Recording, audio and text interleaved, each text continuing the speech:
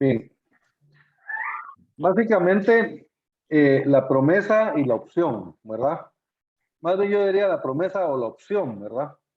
Eh, la compraventa y la opción, pues básicamente yo entiendo que son lo mismo, ¿verdad? ¿Qué es la promesa o la opción? La promesa o la opción es, yo estoy prometiendo que voy a celebrar un contrato a futuro, ¿verdad? Básicamente. ¿Qué es ese contrato?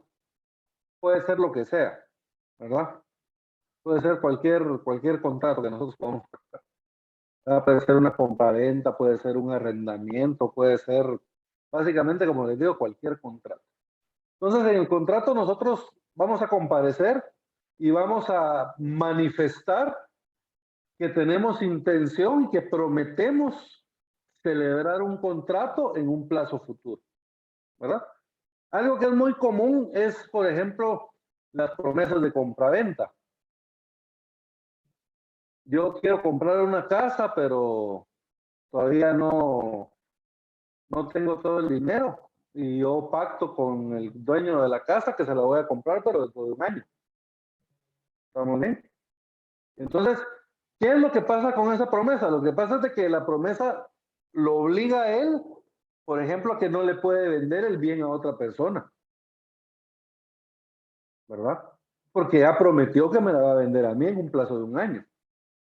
Y por mi parte, a mí me obliga a comprar el bien en un año, ¿verdad? Y si no lo hago, pues hay una penalización. Y si él no lo hace, digamos, él no cumple con el contrato, igual hay una penalización. Entonces, pero esto es muy común en este tipo de contratos. Por ejemplo, cuando ustedes le compran un bien a una inmobiliaria, por ejemplo, construyeron una colonia nueva. Lo normal es de que ustedes hagan una promesa de compraventa y empiecen a pagar por abonos el enganche en un plazo de un año, supongamos, o puede ser que ustedes tuvieran el enganche en ese momento de una vez y de una vez lo pagan, ¿verdad? Pero normalmente cuando ustedes compran, van al terreno y ustedes les enseñan una casa modelo de cómo va a ser su casa, pero su casa aún están construyendo los cimientos, ¿verdad? Entonces dicen, mire, su casa se la vamos a entregar dentro de un año. Entonces ustedes hacen una promesa y en esa promesa ustedes se comprometen a pagar una determinada cantidad que se va a tomar después como enganche del bien, ¿verdad? Y al terminar el año, ya está terminada la casa, ustedes terminaron de pagar el enganche, les entregan la casa, ustedes adquieren un crédito con un banco si no tienen el dinero para pagarla en ese momento, ¿verdad? Y les entregan la casa, básicamente. Entonces, así funciona en la práctica un contrato de promesa de compraventa.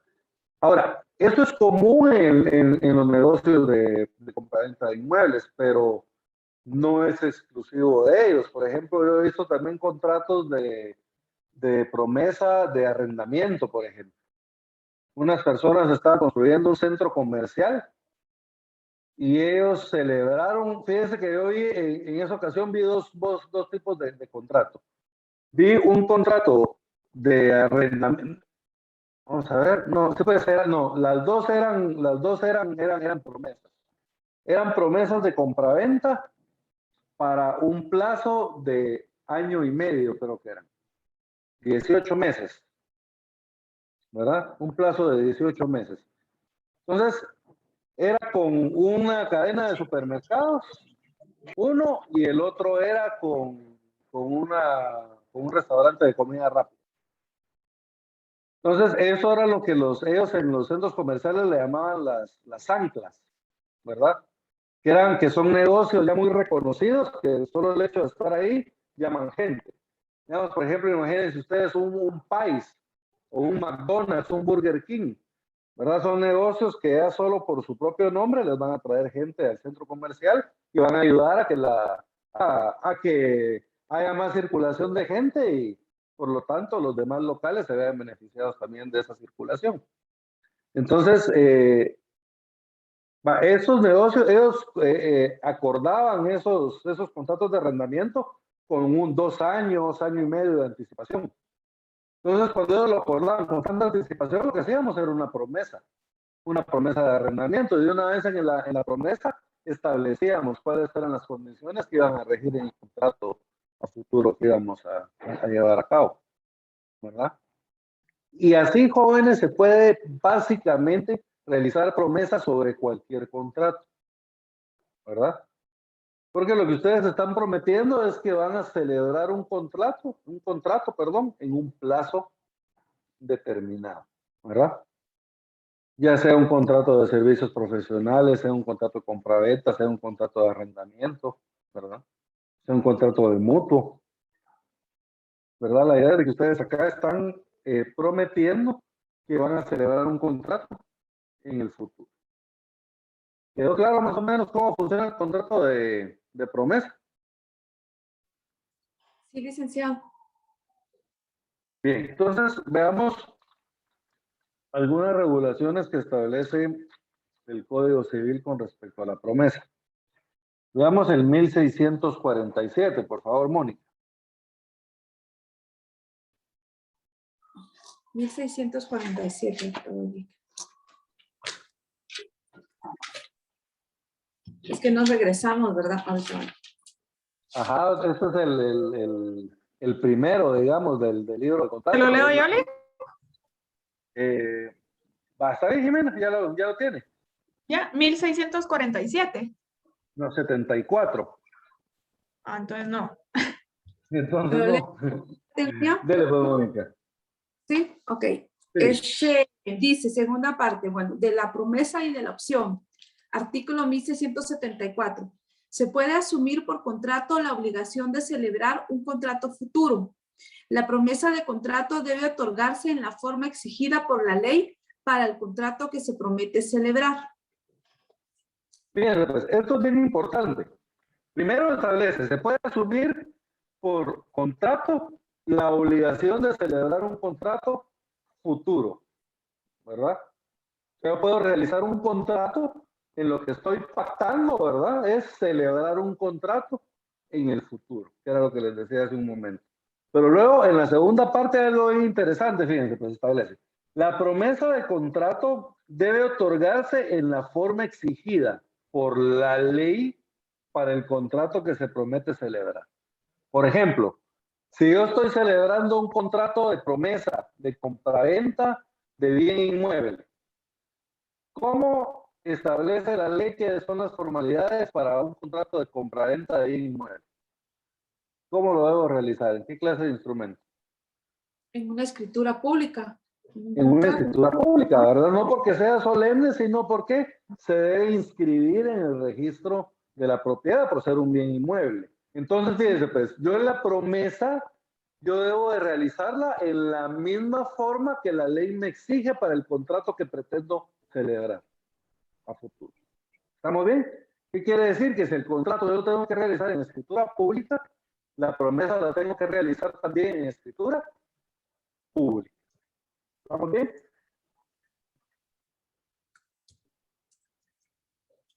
Entonces, ahí tenemos, por ejemplo, fíjense que este es un error que yo he visto que se comete muchas veces en el ejercicio profesional.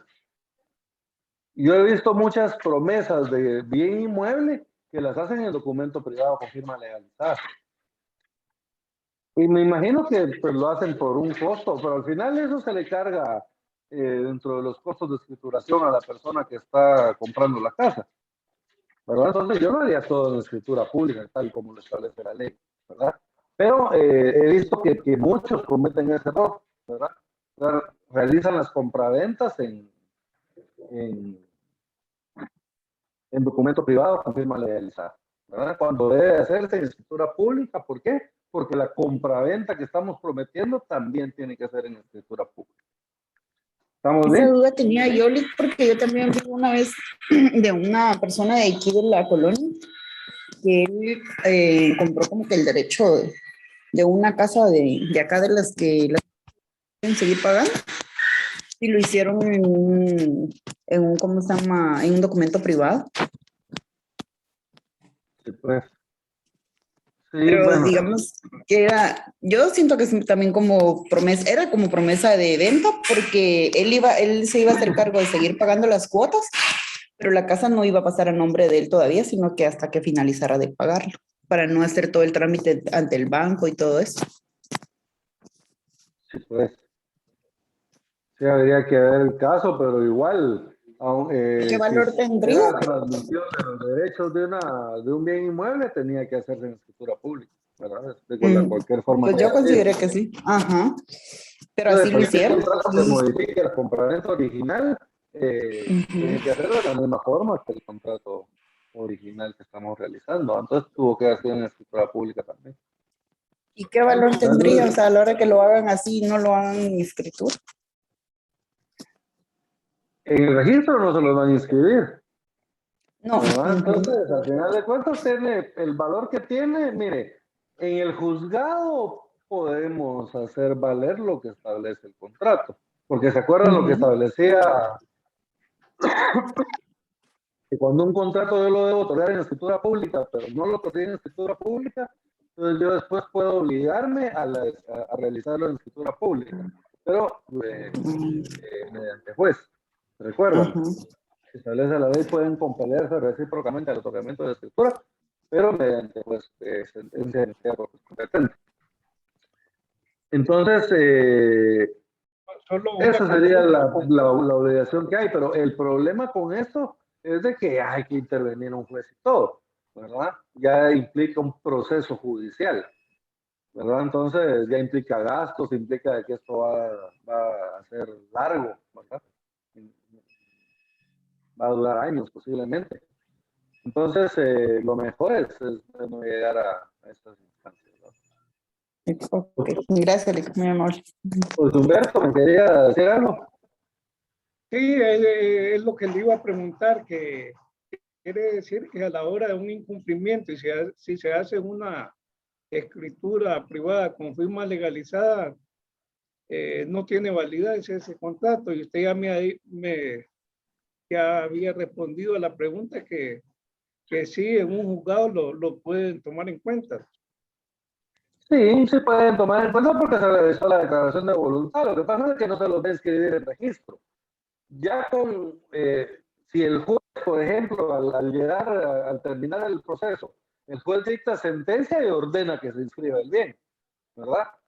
Entonces ahí pues se le da plena validez al contrato y ahí se inscribe en el registro de la propiedad.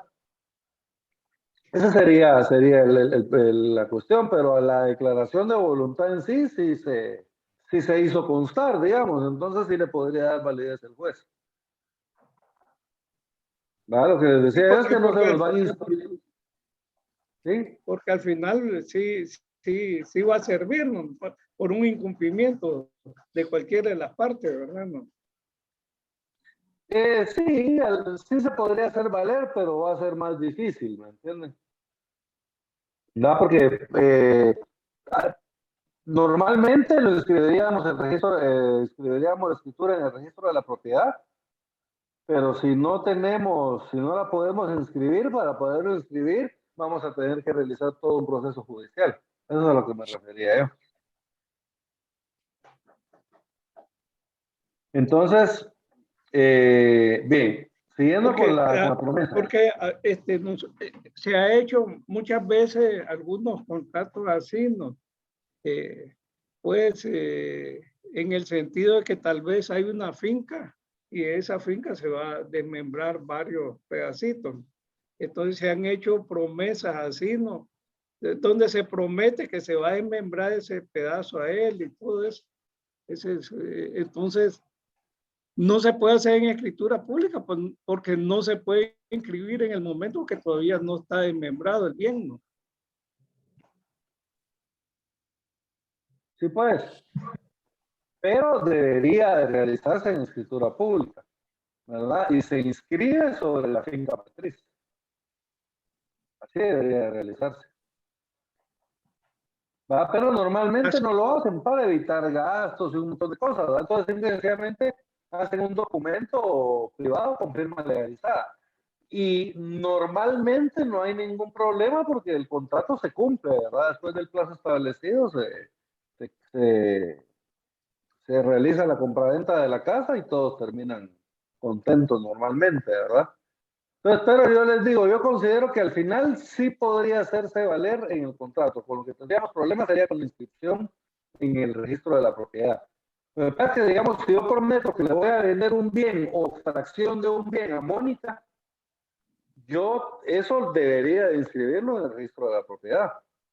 Entonces, en el registro de la propiedad parecería que ese bien tiene una promesa de compraventa a favor de Mónica, ¿verdad? Sí, pues más que todo la protección es del que compran. Exacto. Exacto. ¿Verdad? Pero como les digo, normalmente se acostumbra a hacerlo en documento privado, ¿verdad? No de la forma correcta, pero se acostumbra a hacerlo de esa forma y de esa forma se cumple, ¿verdad? Porque normalmente la persona cumple con comprar la casa, la inmobiliaria cumple con entregársela, escritura la compraventa de la casa y todos están felices y contentos, ¿verdad? Entonces, eh, al final de cuentas, como les digo, yo considero de que sí podríamos hacer valer ese derecho en el juzgado, ¿verdad?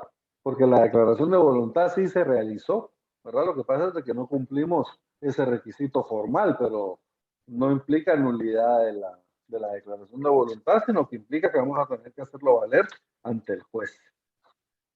Y ya cuando el juez ordene, pues ya usted se inscribiría en el registro de la propiedad. Gracias. 1675, a sus órdenes, José Humberto. 1675. La promesa de contrato puede ser unilateral o bilateral, ¿verdad? O sea, se puede realizar por medio de una declaración de voluntad hecha por una sola persona o puede ser por dos personas. En el 1676 tenemos ¿cuál es cada una de estas? 1676, por favor, Alba.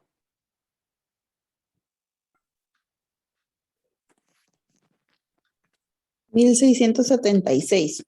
La promesa unilateral es la estipulación de una persona, es la estipulación que una persona hace a favor de otra, otorgándole la opción de adquirir una cosa o un derecho en las condiciones pactadas y por el tiempo convenido.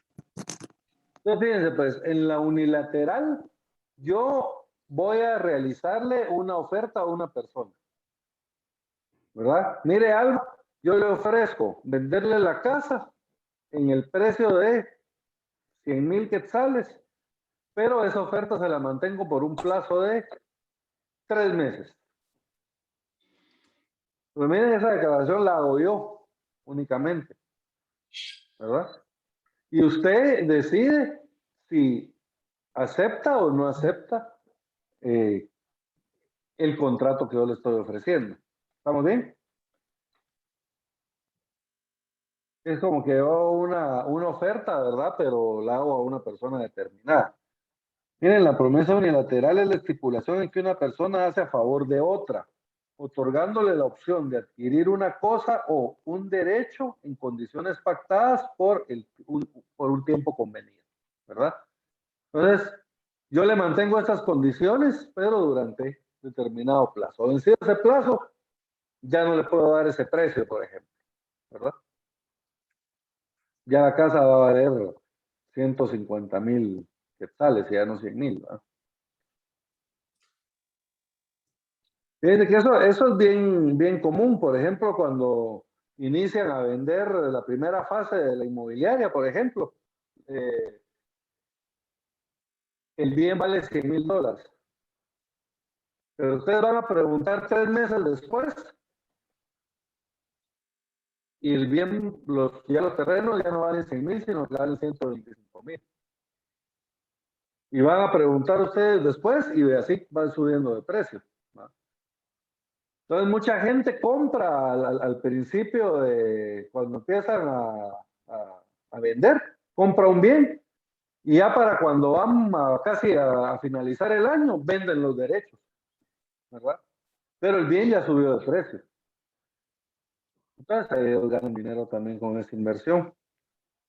Para eso me he dado cuenta en algunos en algunos proyectos que he visto, que suben de precio bien rápido conforme empiezan a venderlos. Ya para cuando las casas están construidas, ¿verdad? Ya adquirieron bastante valor. Bueno, ahora 1677, por favor, Leslie.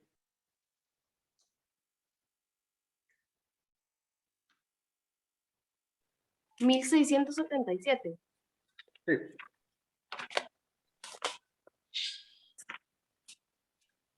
Indica la opción puede ser contrato independiente o celebrarse como pacto accesorio de otro. Y en ambos casos debe contener las condiciones en que ha de realizarse el convenio. ¿Estamos bien? Entonces, el contrato, la opción la podemos hacer, ya sea independiente o la podemos hacer como accesorio a otro contrato, ¿verdad? La opción, al final de cuentas, digamos, sería independiente cuando, digamos, yo la otorgué de forma unilateral. Entonces es independiente porque no sé si la otra parte la va a aceptar. Pero, digamos, en el caso del ejemplo que yo les ponía del contrato de arrendamiento, ¿se recuerdan? Ahí se hizo una promesa de que en 18 meses, creo que era, les iban a celebrar un contrato de arrendamiento de un local comercial, en un centro comercial. Entonces,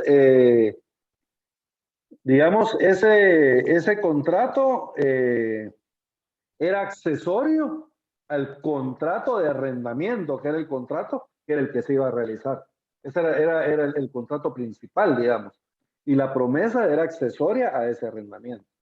La promesa era por 18 meses y el contrato de arrendamiento era por 10 años. ¿Verdad? De hecho, ese contrato se inscribió en el registro de la propiedad y todo por el plazo.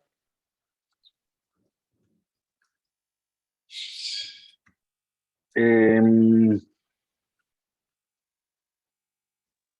el 1678, la aceptación del optante debe de ser expresa y no puede ceder a otro su derecho de opción si no estuviera expresamente facultado por el promitente, ¿verdad? Entonces, básicamente, la aceptación debe de ser expresa, o sea, debe manifestarse de forma expresa en el contrato que se está aceptando la opción o el contrato de opción o de promesa, y no se puede ceder a menos de que se esté facultado en el mismo contrato para ceder, ¿verdad? Te digo, hay mucha gente que compra o realiza la promesa y antes de que se cumpla el año venden los derechos, ¿verdad? Porque están facultados para hacerlo por el mismo contrato. Estamos bien con el unilateral.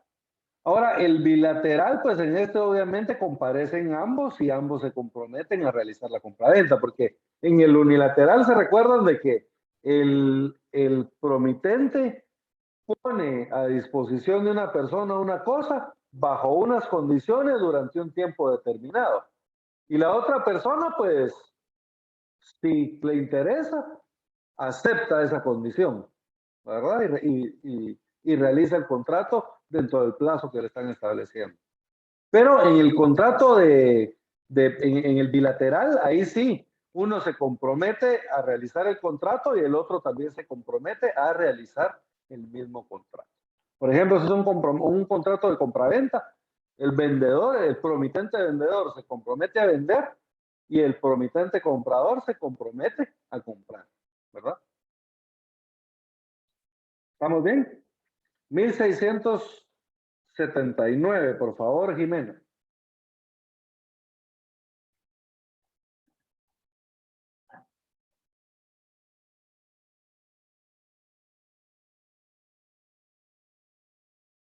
No está Jimena.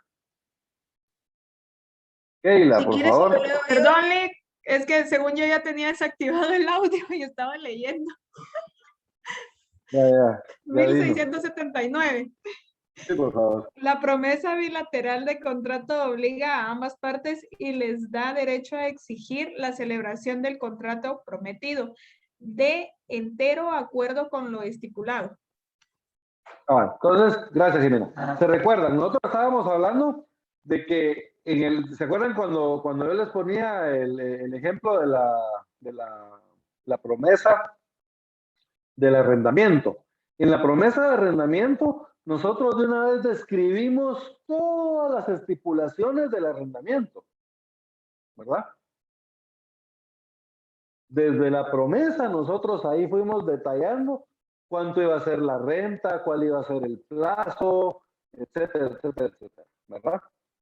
Y después de los 18 meses, efectivamente, se realizó el contrato de arrendamiento cuando el centro comercial ya estaba construido, ¿verdad?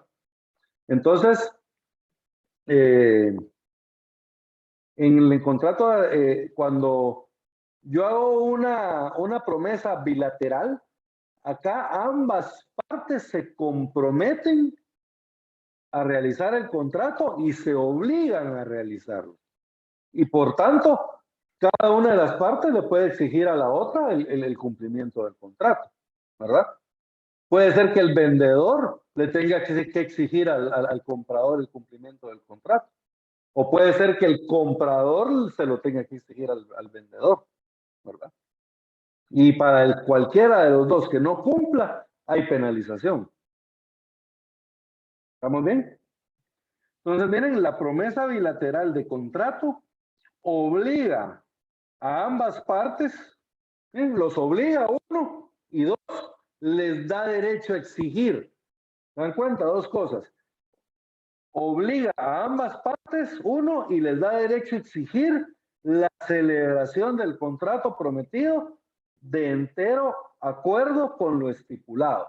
Entonces, de entero acuerdo con lo estipulado quiere decir que tenemos que realizar el contrato de acuerdo a lo que previamente pactamos en la promesa. Por eso es que les decía que tenemos que describir cada una de las estipulaciones que van a regir en el contrato de arrendamiento o en el contrato de compraventa, en el contrato que estemos celebrando, previamente en la promesa. Esa sería la forma correcta de hacerlo. ¿Estamos bien? Yo me acuerdo que en ese contrato incluso nosotros tuvimos que protocolizar, eran 40 folios, que ahí estaban los planos, digamos, estaba todo el juego de planos del local, ¿verdad? Eran los planos eléctricos, los planos ¿cómo se llama? De agua potable, los drenajes, los de cimiento, no sé qué, es que eran una serie de planos y una serie de estipulaciones de seguridad que habían pactado y todo. Incluso todo eso iba dentro de la promesa, ¿verdad? En la promesa describíamos, ¿verdad? Que se obligan a, por darles un ejemplo, a cumplir con las medidas de seguridad establecidas en el documento anexo número 10. Entonces ustedes ya se iban dentro de los documentos protocolizados, se iban al documento anexo número 10 y ahí estaban detalladas todas las normas de seguridad con las que tenía que cumplir el arrendante. Entonces, a ese detalle llegamos nosotros a estipular dentro del contrato de promesa. Entonces, cuando celebramos posteriormente ya el contrato de arrendamiento, la escritura del contrato de arrendamiento, ya lo hicimos de acuerdo a esas mismas estipulaciones que estaban en la promesa, se realizó también el contrato de arrendamiento. ¿Estamos bien? Es lo que establece esta última parte, ¿verdad? Les da derecho a exigir la celebración del contrato de entero acuerdo con lo estipulado, ¿verdad? Porque ya todo lo que va a regir en el contrato de arrendamiento lo habíamos estipulado 18 meses antes en el contrato de promesa de arrendamiento. ¿Estamos bien? Silic. 1680. Por favor, Keila.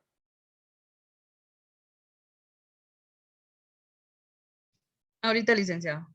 Muy bien. Cuando la promesa se refiere a enajenación de bienes e inmuebles o derechos reales sobre los mismos el contrato debe inscribirse en el registro de la propiedad. ¿Qué era lo que estábamos platicando al principio? ¿Se recuerdan? Yo les decía de que yo me daba cuenta de que muchos colegas realizaban los contratos de promesas de bienes inmuebles por medio de contratos privados. Pero el problema con esto es de que cuando yo realizo una promesa que tiene que ver con un derecho de propiedad o de algún derecho real sobre bienes inmuebles, esa la tengo que inscribir en el registro de la propiedad. Y si lo hago en documento privado, no lo voy a inscribir con el registro de la propiedad.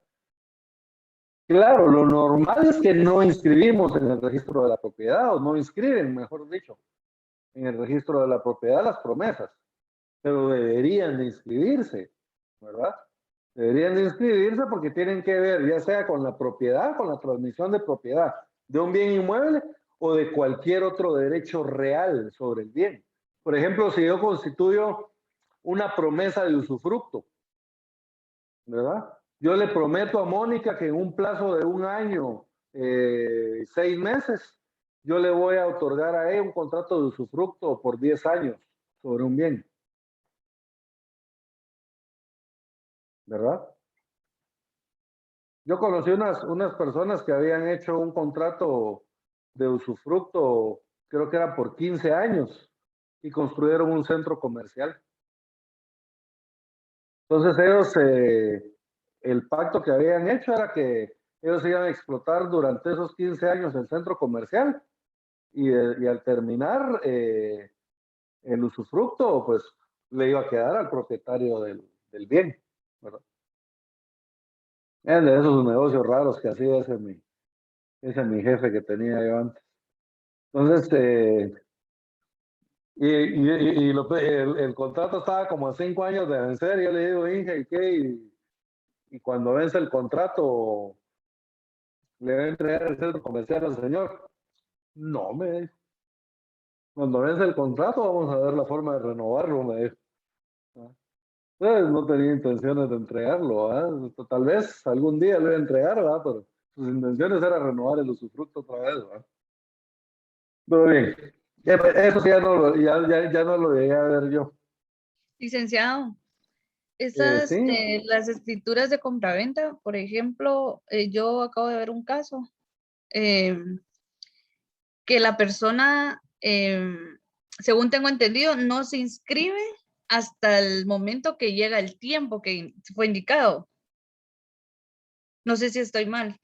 la promesa Sí, o la escritura de compraventa. no, la promesa de compraventa. La promesa de compraventa, lo correcto es que debería de inscribirse en el momento que se realiza la promesa. Por ejemplo, yo le prometo a Mónica que le voy a vender un bien dentro de 1 año, por ejemplo. Entonces, hoy realizamos la promesa. Esa promesa la deberíamos de inscribir lo antes posible en el registro de la propiedad. ¿Por qué? Porque en el registro ya aparece, digamos, ustedes si sacan un desplegado de ese bien, va a aparecer de que ese bien aparece una promesa de compraventa a favor de Mónica por el plazo de 1 año. ¿Verdad? Aparece la anotación ahí en el registro de la propiedad. Entonces eso, como decía, yo creo que era José Humberto hace un rato, no me acuerdo quién fue el que decía, eso se hace para proteger los derechos de la persona que está comprando, ¿verdad? Entonces, precisamente se protegen los derechos de, ¿verdad? Pero les digo, normalmente no se hacen en escritura pública, al menos yo he visto muchas que no se hacen en escritura pública y pues por lo tanto no se inscriben en el registro de la propiedad.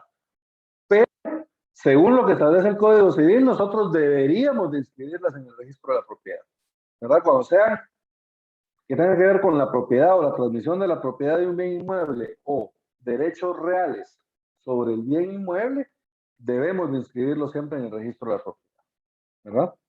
Miren de nuevo, cuando la Muchas promesa se gracias. refiera a sus órdenes, cuando la promesa se refiera a enajenación de bienes inmuebles o derechos reales sobre los mismos, el contrato debe inscribirse en el registro de la propiedad.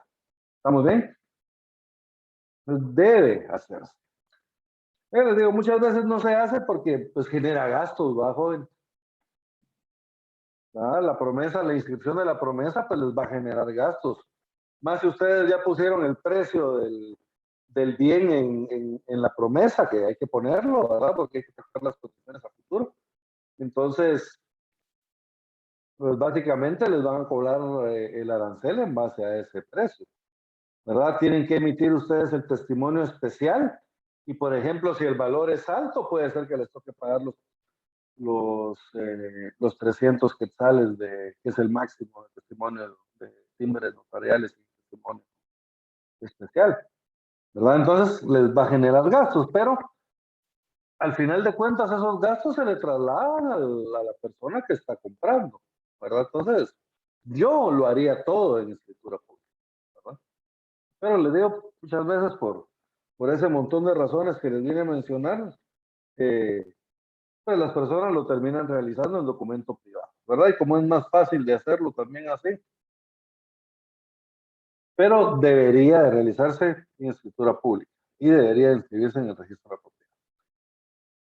1681, por favor, Melanie.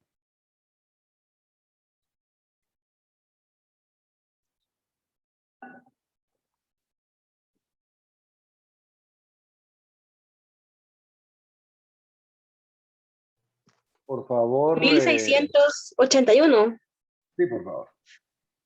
El plazo en el contrato de promesa no podrá exceder de 2 años si se tratare de bienes inmuebles o derechos reales sobre los mismos y de 1 año si se tratare de otros bienes o prestaciones. Fíjense que ustedes se dan cuenta que hay un plazo legal, pero este plazo legal lo que nos hace es ponernos un plazo máximo, ¿verdad? Un plazo del cual no nos podemos exceder. Entonces establece que cuando se trate de bienes inmuebles o derechos reales sobre los bienes inmuebles, establece que no puede exceder de 2 años. O sea, pueden ser 3 meses, 6 meses, 12 meses, ¿verdad? Pero no puede exceder de 2 años, no puede exceder, serían 24 meses, ¿verdad? Entonces, cuando una promesa es sobre bienes inmuebles o derechos reales sobre los bienes inmuebles, no puede exceder de 2 años. Nos pone un plazo máximo la ley. Y cuando se trate de otros bienes o prestaciones, no puede exceder de 1 año. ¿Estamos bien?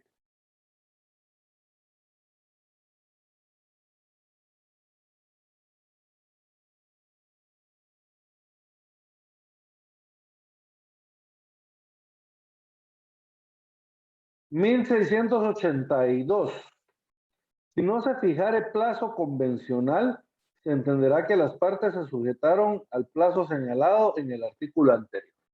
O sea, si yo no establecí un plazo, por ejemplo, de 12 meses, entonces se entiende de que aceptamos el plazo señalado en el artículo anterior. Si es para un contrato de compraventa de bien inmueble, por ejemplo, tiene que ver con bien inmueble o derechos reales sobre el mismo, entonces van a ser 2 años. Y si es otro tipo de bienes, 1 año, ¿verdad? Si es otro tipo de bienes o prestaciones, 1 año. ¿Estamos bien? Sí, Lick. 1683, por favor, Víctor. Ok, Lick. Dice, si el promitente se negare a otorgar la escritura para dar forma legal al contrato prometido, en su rebeldía lo hará el juez, salvo que la cosa haya pasado a tercero de buena fe, en cuyo caso la promesa se resolverá en el pago de daños y perjuicios. Entonces, fíjense, pues, ¿se acuerdan que al principio vimos que por el contrato de promesa, cuando es bilateral, se comprometen recíprocamente el cumplimiento del otorgamiento del contrato, ¿verdad? Están obligados a realizar el contrato y tienen el derecho de exigirlo, ¿se recuerdan? Ese derecho de exigirlo implica que yo puedo ir ante el juez y pedirle al juez que obligue a hacerlo. Entonces, el juez, ¿qué va a hacer? ¿Verdad? Mire, le va a decir al promitente vendedor, le ordeno que otorgue el contrato de compraventa que prometió. Como bien, no puedo exigirlo judicialmente. ¿Y qué tiene que hacer el promitente vendedor? Otorgarlo si el juez se lo está ordenando. ¿Verdad?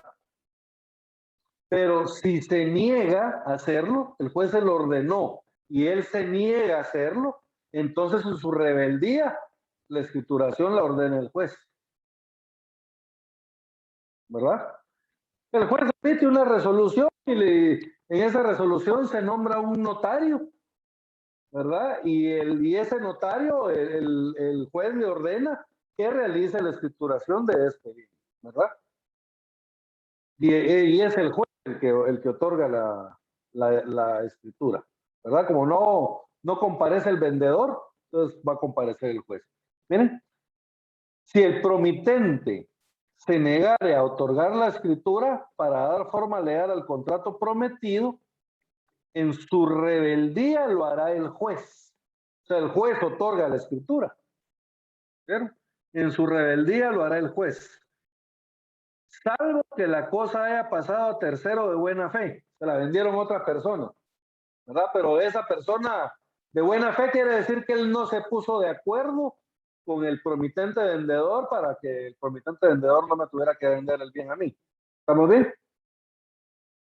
Si es de buena fe. Si es de mala fe, entonces el juez puede ordenar que se revoque ese contrato, que el bien regrese al promitente vendedor, ¿verdad? ¿Se acuerdan de la revocación? Que regrese al promitente vendedor y entonces ahí ya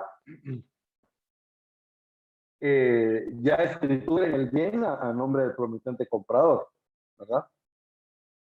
¿Quedó claro esto? Pero si fue un comprador de buena fe y pues el bien ya pasó a nombre de tercera persona, entonces en este caso ya no se puede deshacer el contrato, ya no se puede revocar porque fue de buena fe, ¿me entienden? Entonces, en este caso se va a resolver con el pago de daños y perjuicios, ¿verdad? Los daños es el daño o el que yo sufrí en mi patrimonio, el menoscabo que yo sufrí en mi patrimonio, y los perjuicios son las ganancias lícitas que yo dejé de recibir a causa de los perjuicios. Imagínense cuáles podrían ser los perjuicios por no poder vivir en mi casa que yo quería comprar. ¿Verdad? Eso ya queda a criterio del juez cómo lo va a calcular, pero puede ser excesivamente alto. O imagínense que tal vez lo que yo iba a comprar era un local comercial. Las ganancias lícitas que ese local comercial dejó de generar para mí. ¿Verdad? El juez puede determinar que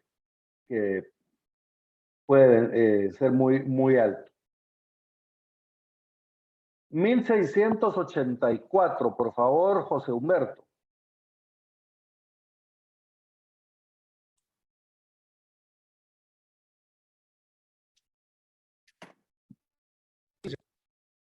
La acción para exigir el cumplimiento de la promesa deberá establecerse dentro de los 3 meses siguientes al vencimiento del plazo convencional o legal. Vencido el plazo que se refiere el párrafo anterior para entablar la acción, sin que ésta se haya ejercitado, las partes quedan libres de toda obligación.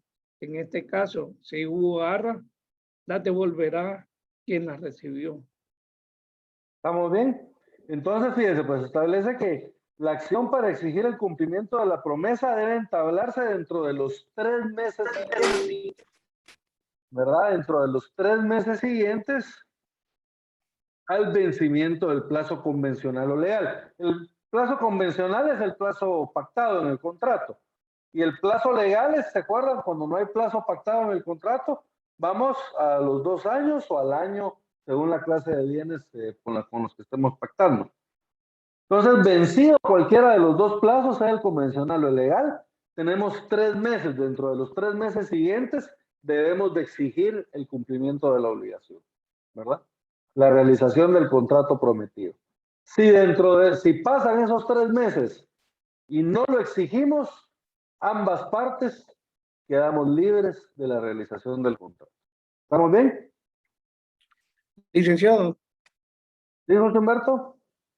Mire, cuando se habla de plazo convencional, es el plazo que se estipula en la promesa de contrato de compra-venta.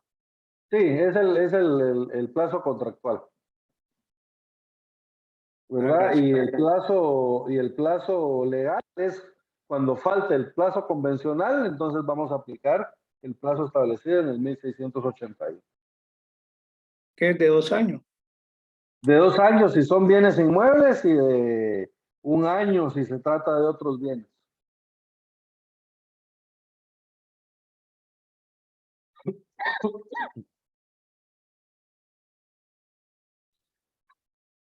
Y por último, el 1685.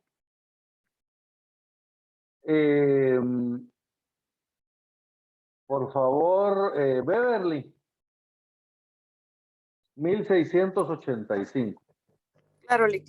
1685. Cuando en la promesa se conviene en el pago de una multa sin expresar que este pago es sin prejuicio del cumplimiento del contrato, pagada la multa, cesa la obligación de celebrar el contrato prometido. ¿Estamos bien? Si nosotros pusimos una penalización, ¿verdad? Por ejemplo, de que en caso de no realizarse el contrato se va a pagar una multa de 20,000 quetzales, por darles un ejemplo. Entonces, al pagar la multa, cesa la obligación de realizar el contrato. ¿Estamos bien? Entonces tenemos dos opciones. Una es o no le ponemos multa y obligar a la otra persona a que cumpla el contrato. O le ponemos multa y entonces al cumplir la multa, la parte que no incumplió se libera del cumplimiento del contrato. ¿Estamos bien? Entonces, digamos, en el caso que yo les ponía, que era para un supermercado, ¿verdad? Íbamos a alquilarle un local a un supermercado, entonces supongamos de que ellos no lo alquilaran y les hubiéramos puesto una multa de $10,000. En algún momento el supermercado no cumplía, entonces al pagar la multa de $10,000 se libera de la obligación de cumplir el contrato, entonces ya no lo vamos a poder obligar. ¿Estamos bien? De la misma forma, si el que incumpliera el centro comercial, el que incumple es el centro comercial, igual el centro comercial tendría que pagar los $10,000 de multa. Pero no está obligado a celebrar el contrato. ¿Estamos bien?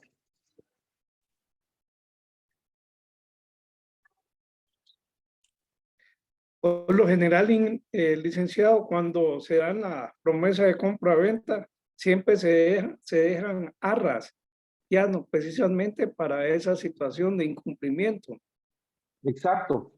¿Verdad? ¿Se acuerdan que en el incumplimiento de las obligaciones,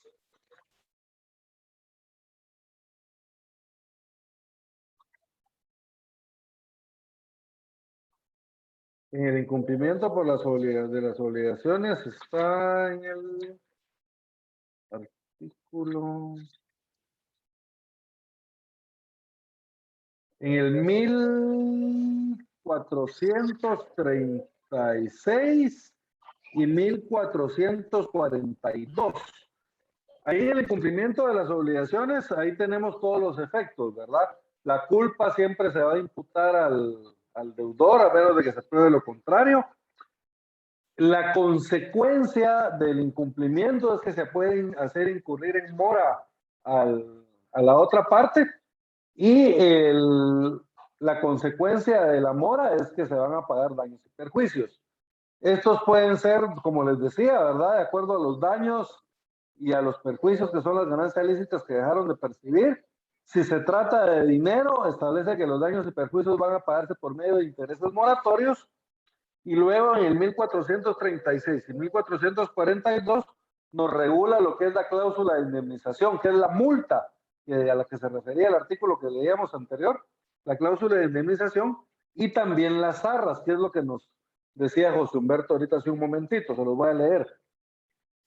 Cláusula de indemnización. Las partes pueden fijar anticipadamente una cantidad que deberá pagar el que deje de cumplir la obligación o no la cumpla de la manera convenida o retarde su cumplimiento. la cual en tales casos compensa los daños y perjuicios. Esa es la cláusula penal, que es la multa a la que se refería el artículo anterior. Ahora las arras. Las arras dadas en garantía del cumplimiento de una obligación constituyen el equivalente a los daños y perjuicios provenientes de la inejecución, siempre que mediare culpa. Y si el incumplimiento procediere de quien la recibió, este deberá restituir el doble de lo que hubiere recibido. Entonces, ¿qué diferencia hay entre las arras y la cláusula de indemnización? En la cláusula de indemnización nosotros solo fijamos la cantidad, pero no otorgamos ninguna cantidad de dinero. Hasta que se dé incumplimiento, entonces existe la obligación de pagar esa cláusula de indemnización por la parte que incumpla. Ahora, la diferencia con las arras es que las arras, aquí sí nosotros entregamos una cantidad de dinero, ¿verdad?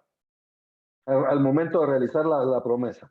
Yo realizo una promesa con Alba y yo, para garantizar que el contrato se va a cumplir, le doy 10,000 quetzales en arras.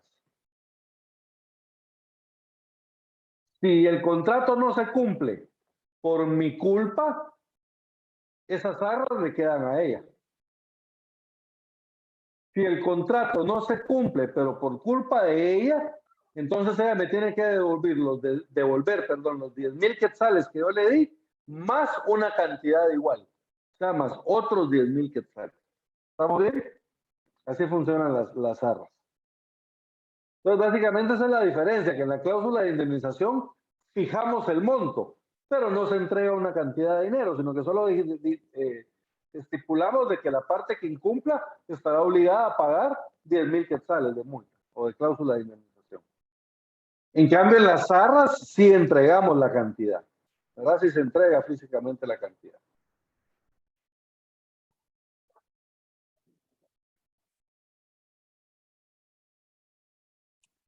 Licenciado, internamente hay contratos que los que reciben arra ponen internamente que si incumple, en el caso del que está vendiendo, pues le dieron arra, o el que recibió no, ponen de que devolverá, si se da el incumplimiento, solo devolverá las arras que le fueron dadas, ¿no? Pero aquí en este artículo dice que es el doble. Sí.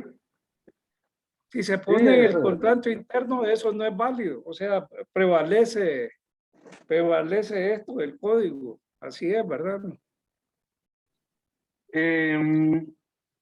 Lo que pasa es que, mire, pues yo cuando entiendo que devolverá las arras, yo entiendo que las deberá devolver de la forma establecida en la ley.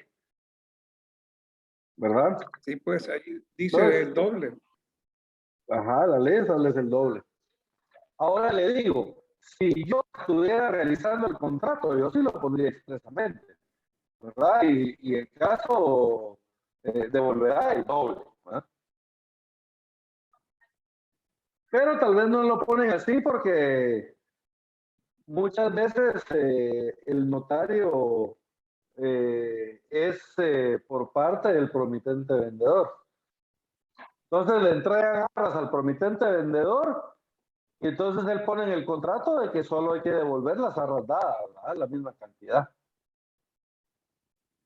¿Verdad? Me imagino que tal vez por eso lo hacen también.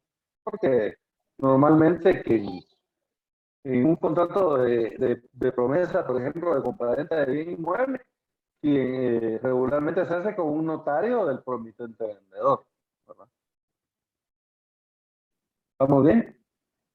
Pero uno Ya, conociendo ese derecho que existe eso, puede reclamar el doble. yo lo reclamaría, Realmente. ¿no? Yo lo reclamaría.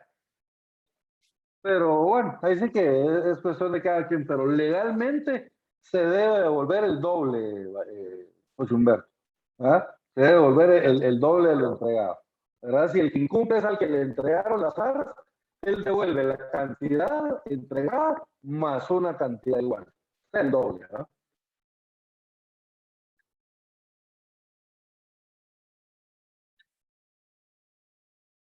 Muy bien.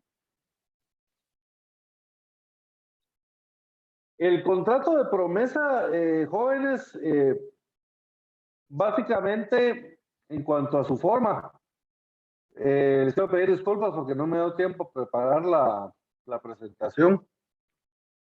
Estamos un poquito cargados en el trabajo con la contratación 2022. Entonces ya nos tienen a todos corriendo ahorita con eso. Entonces, pero bien, en cuanto a la forma del contrato, básicamente es igual a todos los demás en cuanto a su introducción y a su cierre, ¿verdad? Tenemos que hacer constar exactamente los mismos datos de cada uno de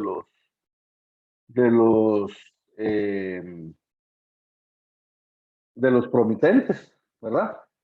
¿Cómo les vamos a llamar? Digamos, los elementos personales, aquí se llaman promitentes, ¿verdad?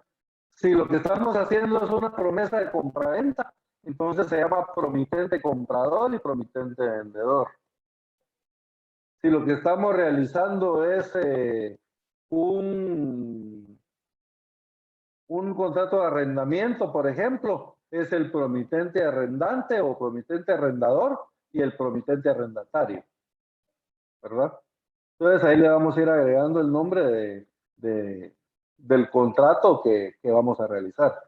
Si va a ser un usufructo, el promitente usufructuante y el promitente usufructuario.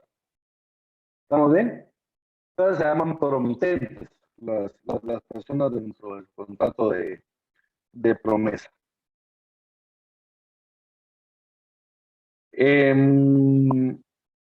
¿Qué más? El elemento real básicamente es la promesa de otorgar el contrato a futuro, ¿verdad? Ese es el elemento real. Una promesa, jóvenes, implica su cumplimiento, o sea, cuando ustedes prometen cumplir algo, se están obligando a cumplirlo, ¿verdad? Entonces, la promesa de realizar el contrato, ese es el elemento real en el contrato de promesa, ¿verdad? La promesa de realizar un contrato a futuro. Y luego tenemos el elemento formal, que ya vimos de que el contrato de promesa se puede hacer en cualquier clase de documentos, pero se debe hacer de acuerdo primero a la misma forma que se debe otorgar el documento que se pretende o que se está prometiendo. Y segundo, si se trata de bienes, de la propiedad de bienes inmuebles o derechos reales sobre bienes inmuebles, el contrato se debe inscribir en el registro de la propiedad. Entonces, por lo tanto, se debe realizar en escritura pública. ¿Estamos bien?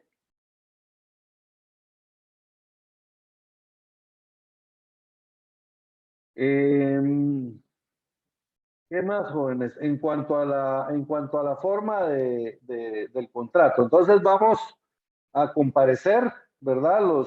Ambas partes, el promitente comprador y el promitente vendedor, o el promitente arrendante y el promitente arrendador, con los datos de identificación establecidos en el artículo 29 del Código de Notariado.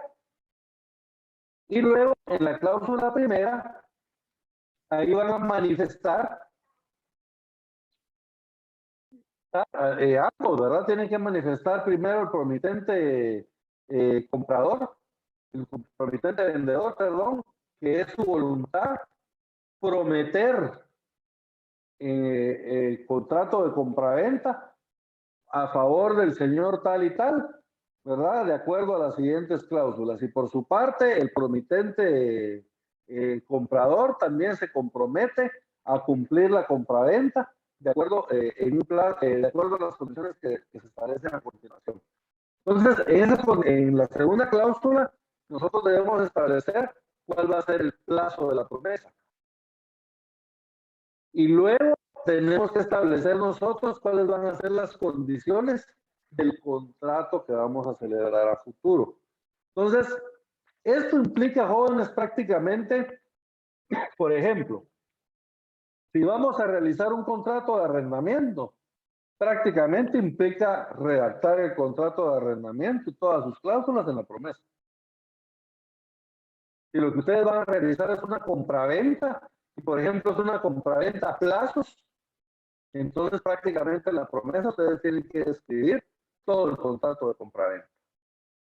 Todas las mismas cláusulas que daría un contrato de compraventa.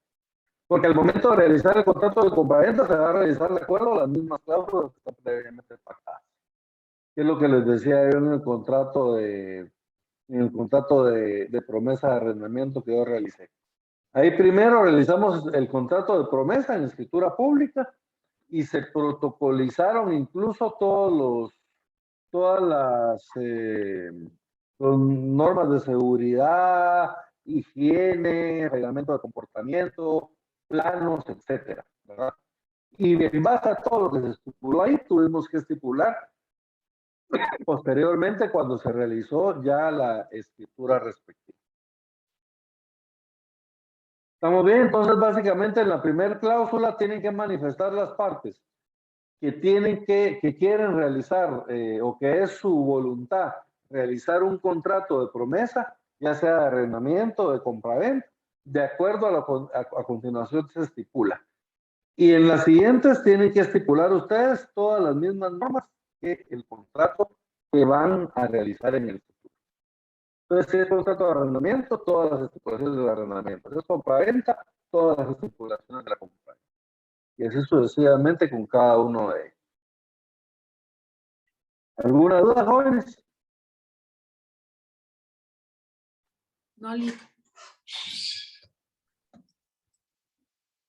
¿Tienen alguna duda con respecto a alguno de los otros contratos? Yo no, Lick. Compañeros. No, licenciado, por lo menos. No, Lick, por el momento. Lick, yo sí tenía una duda con respecto a un contrato, pero es que lo apunté, pero ahorita no me recuerdo así muy bien, pero voy a buscarlo porque lo apunté en mi cuaderno. Vos, si lo tiene a mano, búscalo de una vez.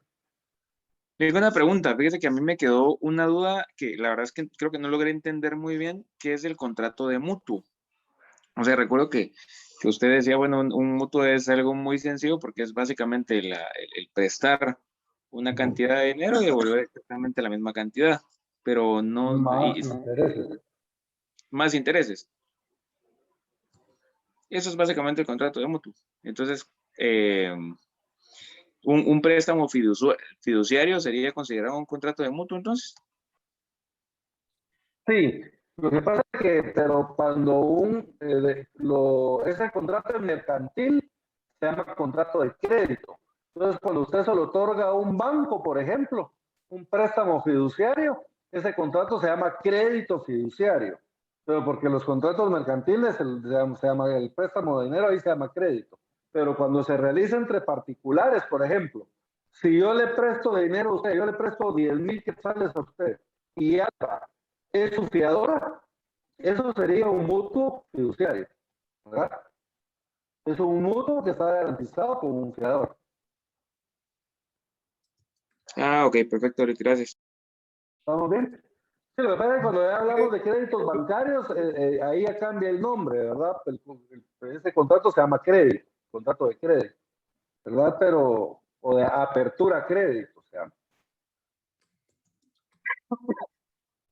Licenciado, dentro del trabajo hay que hacer el índice de protocolo. Sí. Y enumerar todo y hacer el aviso o el envío de esos protocolos. Se hace una acta. ¿Un acta? No. Un No, documento, un acta no. Es un documento donde se envía al registro de protocolo con su índice y todos los protocolos. Así es. Así es. Lo que pasa es de que, miren, pues, ustedes tienen que cumplir con las obligaciones que se establece del artículo 8 en adelante. Pero me interesan especialmente, bueno, tienen que cumplir con todas. Por ejemplo, recibo de apertura de protocolo, porque se acuerdan que por la apertura de protocolo ustedes pagan 50 quetzales 55 quetzales en el archivo de protocolos.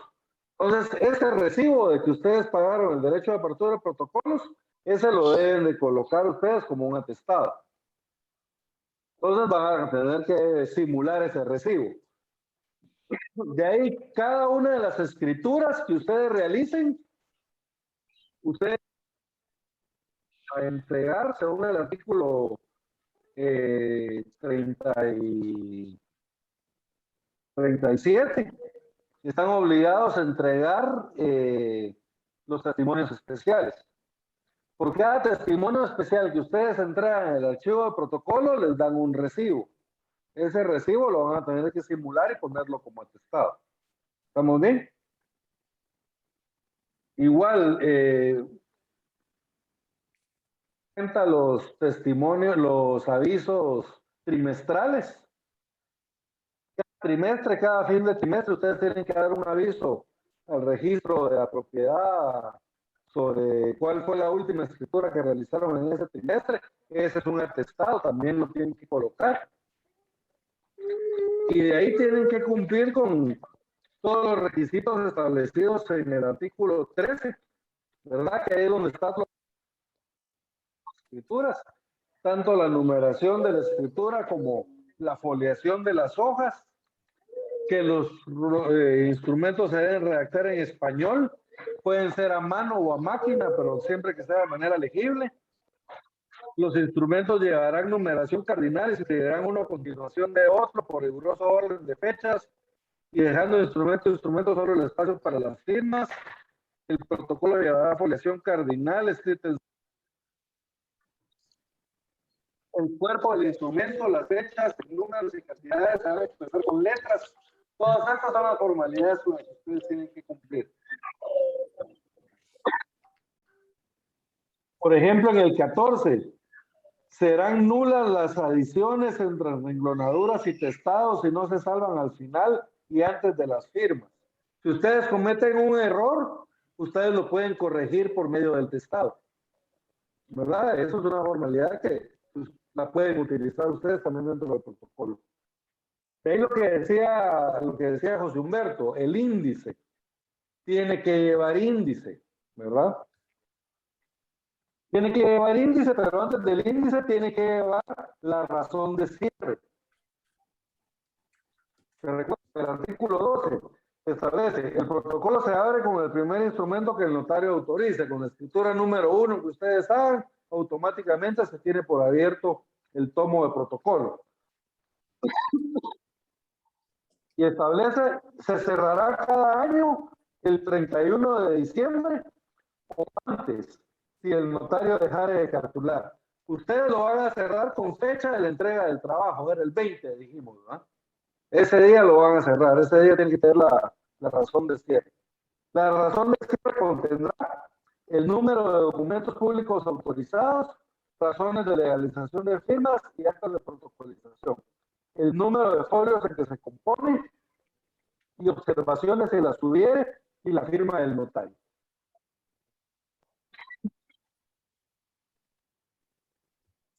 Entonces van a tener que cumplir, después de eso, vendría el índice, ¿verdad? Tienen que realizar el índice.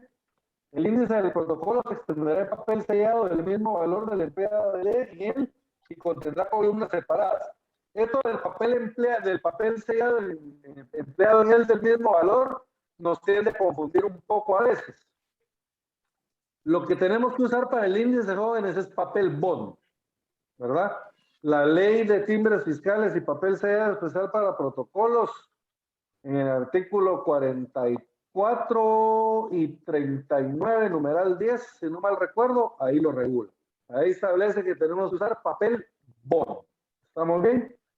Entonces, el índice papel bond. Entonces, el índice debe contener, establece, el número de orden del instrumento, el lugar y la fecha de su otorgamiento, los nombres de los otorgantes y el objeto del instrumento. Esto en columnas separadas. Y por último, el folio en que principia. Y el índice podrá usarse cifras y abreviaturas. Esto lo pueden hacer en Word, jóvenes, en columnas, o lo pueden hacer en Excel también. Si ustedes pueden manejar el Excel, es mucho más fácil hacerlo en Excel, ¿verdad? Pero si no, pues en Word también lo pueden hacer, o si no, a la antigua, ¿verdad? Los notarios antes lo que hacían era que agarraban las hojas y las rayaban, ¿verdad? Y después hacían el índice a mano, ¿verdad? Porque deben ser columnas, 5 columnas separadas. El índice debe ir firmado, sellado por el notario y antes de suscribirlo podrá establecer las observaciones pertinentes. De ahí el 17, lo que les decía, los atestados de los documentos que deben constar al final del protocolo, ¿verdad? Y lo último, que el notario debe empastar el protocolo. Entonces, como les digo, tiene que ser eso una simulación como que si fuera un protocolo de verdad, ¿verdad? Incluso con los atestados de la entrega al registro al Archivo General de Protocolos de los testimonios especiales, ¿verdad? Tienen que cumplir con todas las formalidades. ¿Alguna otra duda, jóvenes? No, Lic. Prácticamente a todas las escrituras que vamos a hacer, ¿no? Hay que hacerle su testimonio especial. Así es. Cada escritura tiene que tener su testimonio. No tienen que hacer el testimonio, sino que tienen que hacer el recibo del testimonio, ¿verdad? Entonces, cada una de las escrituras tiene que tener su pareja en los recibos. ¿Estamos bien?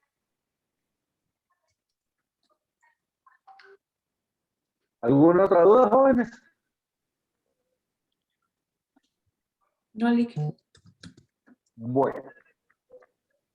Entonces, si no hay ninguna duda, jóvenes, si no hay nada más que hacer constar, vamos a dar por terminada la clase el día de hoy y también el curso de Derecho Notarial 4. Bueno, déjenme decirles que para mí fue un placer haber estado con ustedes este semestre. Especialmente en este horario fue especial para mí porque pues tengo alumnos de 2 secciones, ¿verdad? Tengo los alumnos de San José Pinula y tengo mis alumnos de la sede de Villanueva, que somos los que normalmente me toca trabajar. Entonces, es especial para mí, ¿verdad? Porque me dio la oportunidad de tener alumnos de las 2 sedes prácticamente al mismo tiempo. Siempre voy a recordar esta clase por eso. Entonces, fue un gusto para mí, jóvenes, estar con ustedes. Durante este tiempo, pues yo traté de transmitirles de la mejor forma pues, los pocos conocimientos que tengo y espero que les puedan servir a ustedes en su ejercicio profesional. Ustedes pues, ya están prácticamente afuera, jóvenes, ya tienen un pie afuera, ¿verdad? Ya después de esto, pues todavía les toca otra partecita, tienen que sacar el otro pie, ¿verdad? Que les digo yo que son los exámenes privados y la tesis. Esa parte que les viene ahorita es una parte muy bonita también. A mí me tocó vivirla no solo como estudiante, digamos, sino que después me tocó vivirla como catedrático, porque yo daba